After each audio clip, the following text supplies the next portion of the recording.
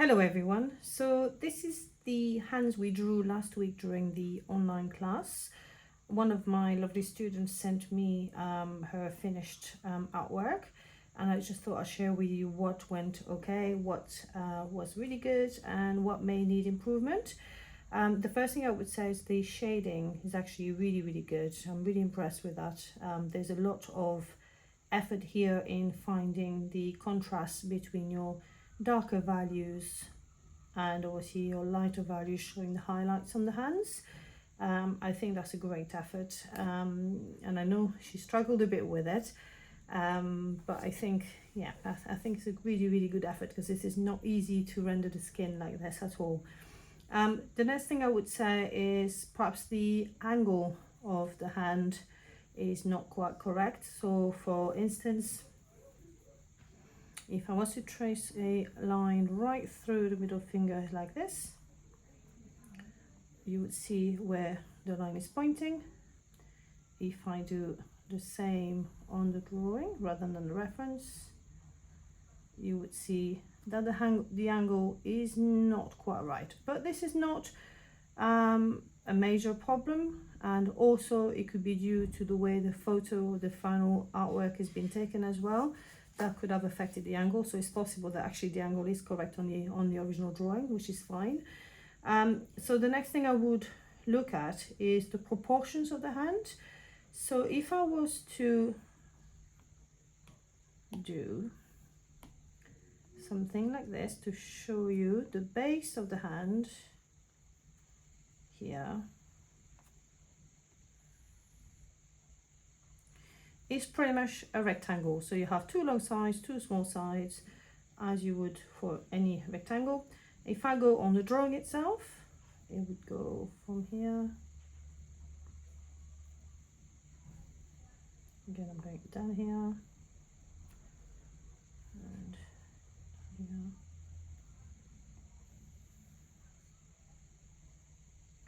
Okay, so if we have a look at it a bit more carefully, we can see that obviously the longer sides of the rectangle are fine, but these sides here compared to these sides here are a little bit too long. So so the rectangle is looking closer to a square, which is not quite what we want to do, because it makes the base of the hand much bigger and it makes the fingers look a lot smaller. Okay, however, if you look at the original photo, you will see that the fingers in proportion, they actually look absolutely fine. So this is not the issue. So the issue would be that if we start with the middle finger, for example, we'll start from the top, do that little lumpy bits here, go down this way, and then we will bring this line here like this. So the joint of the finger, we go, excuse me, we go about here and about here, which is okay. The nail is in the right place, so I'm happy to leave this in place. That's not a problem. And so for this finger, again, this is a bit straighter line, so we want a little bit of a lump here. And so this articulation is going to be a little bit lower than the one from the middle finger. But before we get there, I'm going to go a bit further down with this line again. And then I'm going to start, so the finger starts in the right place here, so that's great. And it does go a bit wider here, so that's also good. And then we can go slightly lower, and we're going to lower the finger articulation a little bit, so just here, okay, for the edges, so something like that. And then we can go for this part and this part here.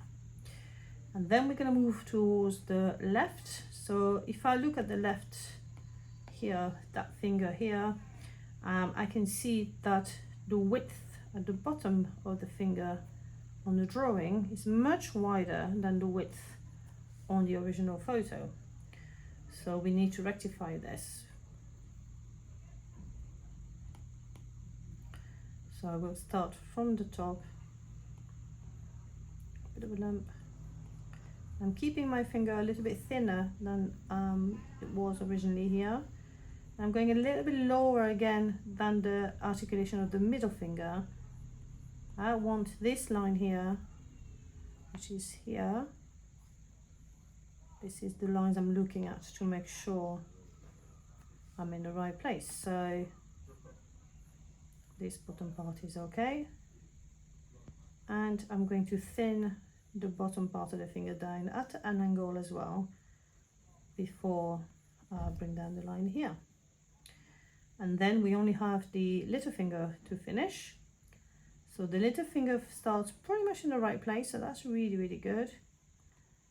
And again, we want to make sure we keep it fairly thin here at the top, and it does go quite large on the articulation of the bottom part here. And so all we're doing is literally bringing it back closer to this line here.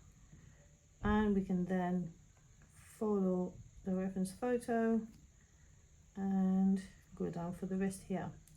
And the articulation here would be a lot lower than the previous finger. So we're looking at it more here, really, and then there's a bit of a shade here, so that's fine. And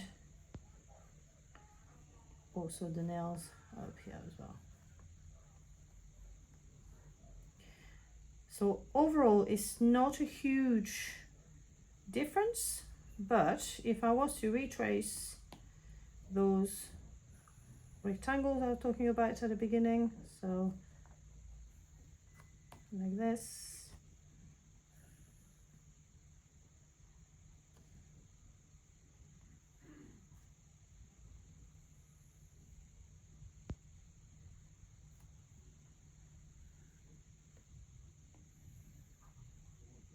we now have two rectangles. Okay, so if I was oh no, I didn't want to do that. Let's take this. This is really the distance. What we're looking at is this area here, the knuckles, and we have about the same here as well. So we know that we are in the right place, which is really important with regards to proportions. Okay, and then we can see also, if I trace the fingers into shapes, you will see, oh, I want,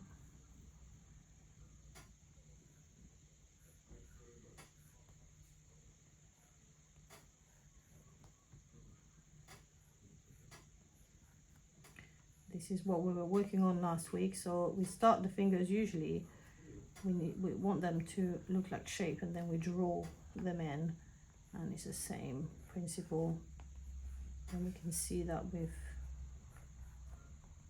altered the drawing in the right place.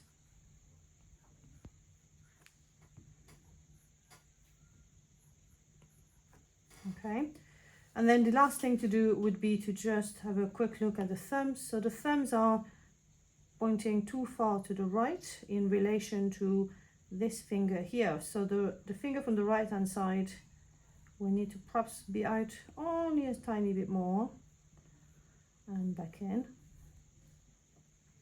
And then I would bring the thumb back in this way